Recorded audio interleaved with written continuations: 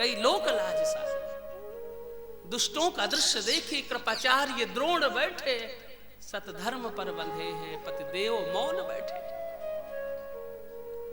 पितामह ने कहा, देख बहू, बाणों की सैया में मैं लेटा हूं, एक एक बूंद मेरे शरीर से निकल गया। मैंने दूषित अन्न खाया था, वैसे मेरा मन बन गया था। अब मेरा निर्मल मन है, इसलिए मैंने तुम्हें ये उपदेश दिया। और सामने वो छलिया को लाओ ना। कन्हैया सामने खड़े हुए। जैसे सामने खड़े हुए तो कन्हैया से भीष्म पितामह ने कहा, प्रभु अब मैं महाप्रयाण यानी अपने शरीर को त्यागना चाहता हूं, आप थोड़ा सा प्रसन्न होकर के खड़े होइए ना। तो भगवान पहले तो प्रसन्न होकर के खड़े थे, लेकिन जैसे भीष्म पितामह ने कहा कि प्रभु मैंने सुना कि जब सूर्य उत्तरायण होते हैं तब शरीर यदि त्याग दिया जाए तो शरीर की परम गति यानी जीव की परम गति होती है। भगवान जैसे प्रसन्न मुद्रा से खड़े थे तो मुंह लटका लिए। सदेव देवो भगवान प्रतीक्षता कलेवरम यावद इदम हिनोम्यहम प्रसन्न हासारुणलोचनं लसन मुखाम्बुजो ध्यान पतश्चतुर्भुज। हे प्रभु, प्रसन्न हासारुणलोचनं लसन, आप गर्दन लटका के काहे खड़े हैं? भगवान बोले, तुमने बात ही ऐसी कह दी कि हमने गर्दन लटकानी पड़ी हमें। बोले, मैंने तो यही कहा कि आप प्रसन्न होकर के खड़े होइए। बोले, मैं अभी अभी प्रसन्न था लेकिन अब उदास हूं। भगवान बोले। पितामह ने कहा, क्यों उदास हुए? क्योंकि अभी अभी आपने कहा ना कि जब सूर्य उत्तरायण होंगे तब शरीर त्यागूंगा। तो भगवान ने कहा कि देखो, सूर्य उत्तरायण होने में तो बहुत समय अभी पड़ा है, तो क्या जब तक मुझे खड़ा रहना पड़ेगा? पितामह ने कहा, देखो यदि गर्दन लटका के खड़े रहोगे तो मुझे इच्छा मृत्यु का वरदान है, मैं तब तक नहीं प्राण त्यागूंगा। इसलिए प्रभु आप प्रसन्न होकर के खड़े होइए। भगवान ने कहा, अरे भीष्म, देख तेरे सामने उत्तरायण सूर्य खड़ा है। भगवान ने अपना ही नाम उत्तरायण रखा, क्योंकि जब उत्तरा के गर्भ में भगवान प्रवेश किए, अयन कहते हैं घर को, मकान को, जब उत्तरा के गर्भ में भगवान प्रवेश किए तो इनका नाम भी उत्तरायण पड़ गया। और भगवान सूर्य और चंद्रमा, वेद में लिखा है कि चंद्रमा मनसो जातक चक्षो हो सूर्यो अजायत। तो भगवान श्री सूर्य भी हैं, चंद्र भी हैं। इसलिए पितामह, देख तेरे सामने उत्तरायण सूर्य खड़ा है। तब भीष्म पितामह ने कहा, प्रभु मैं अपने बिटिया का विवाह तुम्हारे साथ कर दूं, फिर शरीर को त्याग दूं। पांडवों ने कहा, आजीवन ब्रह्मचारी बने रहे, बेटी कहां से आ गई भाई? जीवन भर ब्रह्मचारी कहलाते रहे, बिटिया कहां से आई ये बात किसी को नहीं पता। तब भीष्म पितामह ने कहा, प्रभु इति मतिरुपकल्पिता वितृष्णा भगवती सात्वत पुंगवे विभूम्नि स्वसुखमुपगतो क्वचित् विहत्रुम प्रकृतिमुपेयसे यति भव प्रवाह। इत मति रूप कल्पिता वितृष्णा। भीष्म पितामह ने कहा, प्रभु ये जो मति है ना, बुद्धि, बुद्धि रूपी बिटिया का विवाह तुम्हारे साथ में करना चाहता हूं। अपनी बुद्धि रूपी बेटी का विवाह यदि मैं आपके साथ कर दूं तो कन्हैया ने कहा कि आपकी बुद्धि में तृष्णा भरी होगी, मुझे तो वितृष्णा चाहिए। तो भीष्म पितामह ने कहा, वितृष्णा? मेरी बुद्धि में कोई तृष्णा नहीं, कोई मांगने की इच्छा नहीं। कि सुत बीतलो कोई सेणाती, सुत बीतलो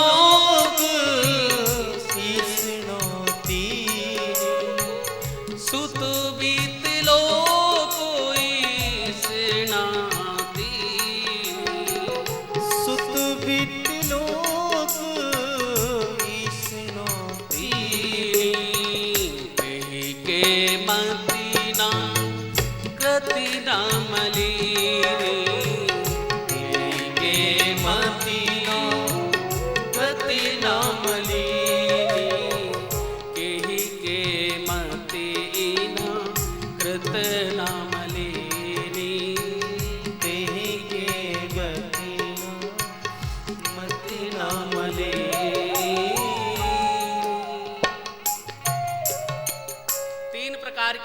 तृष्णाएं जीवन में रहती, सुतेष्णा वित्तेष्णा लोकेष्णा।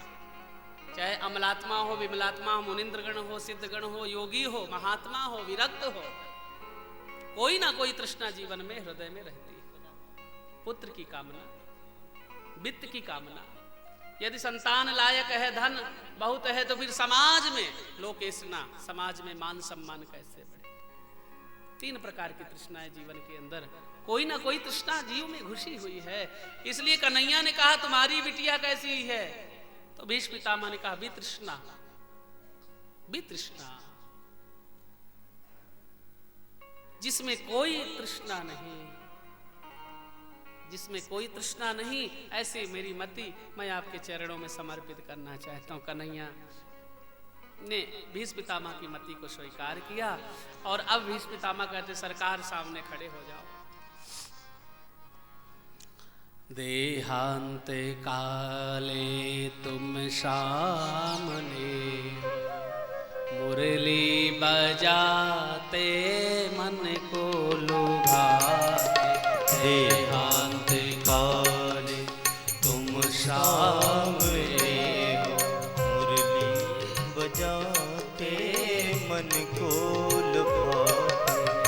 देहांत काले तुम सामने, मुरली बजाते मन को लुभाते। देहांत काले तुम सामने हो, मुरली बजाते मन को लुभाते। ये गीत गाकर तननाथ त्यागूं, गोविंद दामोदर माधवे। यह गीत गाकर तननाथ त्यागूं, गोविंद दामोदर माधवे। श्री कृष्ण गोविंद हरे मुरारे, हे नाथ नारायण वासुदेवा। श्री कृष्ण को सामने लगाइए, हरे मुरारे, हे नाथ नारायण वासुदेवा। राधे कृष्ण राधे गोविंद हरे मुरारे, हे नाथ नारायण वासुदेवा। श्री नाथ नारायण वासुदेवा। हे नाथ नारायण वासुदेवा। हे नाथ नारायण वासुदेवा।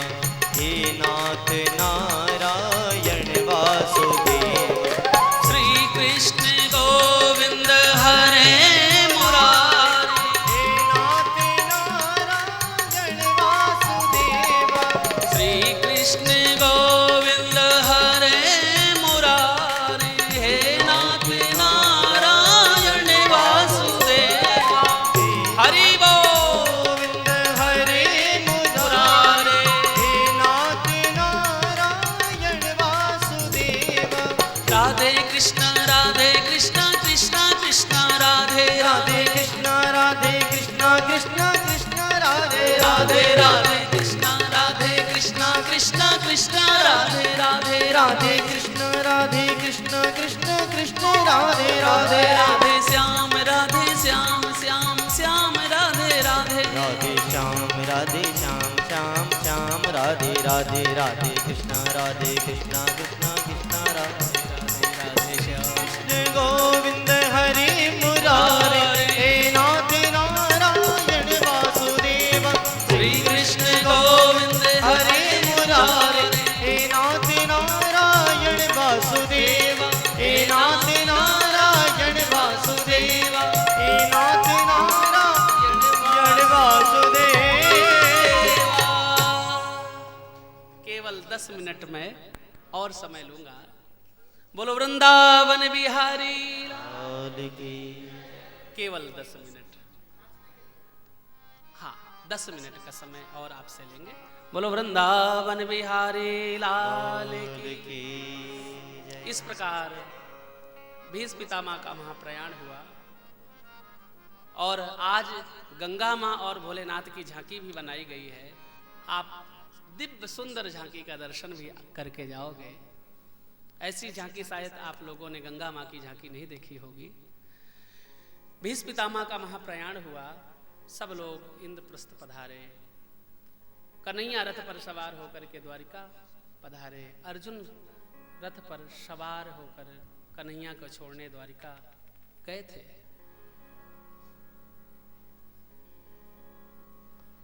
जिस बालक की रक्षा करी उस बालक ने जन्म लिया, नाम पड़ा परीक्षित। भगवान धोती कुर्ता टोपी लेकर के उस बालक को देखने आए। बालक बड़ा प्रसन्न हुआ प्रभु की गोदी में जाने के बाद। भगवान पुनः द्वारिकापुरी पधारे। द्वारिका में भगवान 56 करोड़ यदुवंशियों के साथ निर्वाह कर रहे थे। केवल 5-7 यदुवंशी बचे, उनको अर्जुन के साथ भेज दिया। ऋषियों का श्राप लगा यदुवंशियों को। भगवान अपने स्वधाम पधारे। इस तरीके से द्वारिका 7 दिन में जल में ही संलग्न हो गई, डूब गई। इधर अर्जुन ने जब पांडवों को बताया युधिष्ठिर को कि कन्हैया अपने धाम पधारे, तो कुंती मैया ने जैसे शब्दों को सुना तो भाव समाधि में डूब गई, शरीर को त्याग दिया। पांडवों ने उस बालक का राज्याभिषेक किया, राजगद्दी पर बिठाया। उस बालक का नाम परीक्षित पड़ा। परीक्षित को राजगद्दी पर बिठा करके स्वर्गारोहण की यात्रा में पधारे। क्रमशः धीरे धीरे करके 5 पांडव हिमालय की गोदी में समाहित होते गए। केवल युधिष्ठिर भगवान धर्मराज के पास पधारे। महाराज,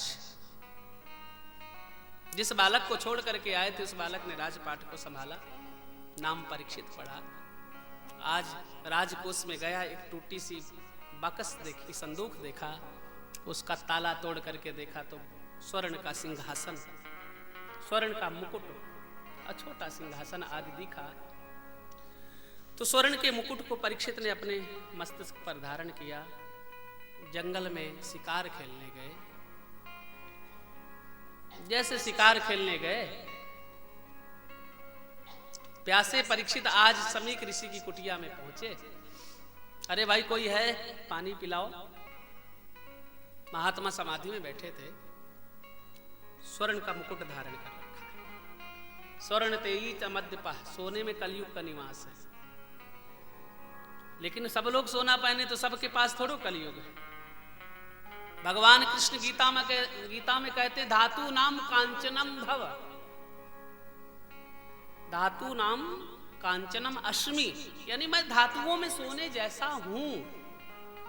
लेकिन यहां पर कहते हैं दूतम पानम स्त्रिया शून्यम मध्य चत्वार विंदिता। 4 जगह पर कलयुग का निवास है, जहां पर जुआ खेला जाए, जहां मदिरा पान की जाए, जहां पर पैसा देकर किसी की हिंसा करा दी जाए, और जहां चरित्र बिगड़ जाए। ये 4 जगह पर कलयुग का निवास बताया गया है। 5वें स्थान में जब कलयुग ने परीक्षित से प्रार्थना करी, सरकार परिवार बहुत बड़ा, घर बहुत छोटे दिए आपने, तब बोले कि जाओ आज से तुम्हारा स्वर्ण में भी निवास हो, और उस सुवर्ण में जो अधर्म के द्वारा कमाया हुआ धन, उससे स्वर्ण तैयार किया जाए। तो जिस मुकुट को परीक्षित ने आज लगाया, वो भीम दादा ने जरासंध से युद्ध करते हुए छीन लिया था। जरासंध बड़ा पापी राजा था, इसलिए उस सुवर्ण में कलयुग जाकर के बैठ गया। और अब वो कलयुग कहता है, अरे परीक्षित, भारत का राजा सम्राट इस कुटिया में आया और पानी के लिए इस महात्मा ने नहीं पूछा। धनुष बाण उठा और इस राजा का, इस संत का वध कर दे।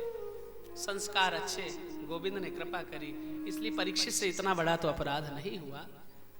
लेकिन वहीं पर एक मरा हुआ सर्प पड़ा था, धनुष की नोक से उठाया और समीक ऋषि के गले में मरा हुआ सर्प डाल दिया।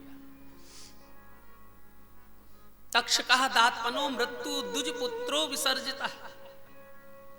ऐसा परीक्षित की कुंडली में लिखा था कि द्विज पुत्र के द्वारा श्राप मिलेगा, तक्षक सर्प के द्वारा मृत्यु होगी। तो जैसे धनुष के नोक से सर्प को डाला, तो समीक ऋषि के पुत्र जिनका नाम श्रृंगी ऋषि, जिन्होंने महाराज दशरथ के यहाँ पर जाकर के